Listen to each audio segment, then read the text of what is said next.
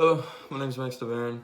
This will be my final exam video, and I'm going to be talking about the police body cam footage released from the incidents of Tony Timpa as well as George Floyd.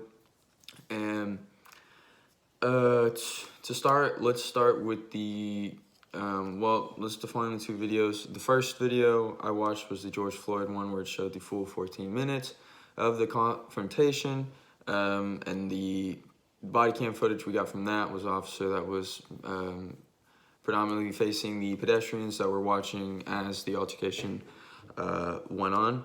The second video, so that video was 14 minutes. The second video is a much shorter video of more of the highlighted clips from the incident of the night with Tony Timpa. And this is personally, it's very hard for me to watch things like this. And I understand a lot of people have become so desensitized by the media and the internet that things like this are no problem for them to watch. This personally, it personally hurts for me to view things like this. So I guess to start, let's talk about the George Floyd video and how it differs from the Tony Timpa one, and that the video that we got from the Floyd incident, the officer is he's blatantly standing, he's basically in the middle ground. He's kind of like, he's not on top of George Floyd, however, he's facing all these pedestrians that could potentially run at him or something. I don't know. That's probably what a cop or an officer chief would say, is that all these people are going to attack the policeman. There's some form of that nature. Obviously, the concern is very much there, especially with how many people were there, considering the numbers of officers as well. And that's another thing that needs to be talked about. I think there were 4 officers on hand, and compared to like the 30 bystanders. And if you listen to one of the bystanders in the body cam footage, he's disrespecting the cop for his body language, his attitude, his unwillingness to do anything about the situation. And as someone who is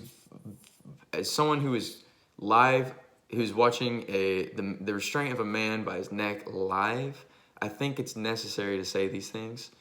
But I also think, the officer has to do a better job of respecting these peoples. It's atrocious. So taking that into the second video of Tony Timpa, it's absolute blatant disrespect for a man that they have restrained, regardless of what he was doing, regardless of who he was before. They were blatantly disrespecting this man, making jokes whilst straddled on top of him with 2 bodies and 4 arms straight into his back. And the moment he goes unconscious, it's all jokes. They take that man's life as a joke. They take his existence as a joke. And when they kill him, they still play it off as a fucking joke.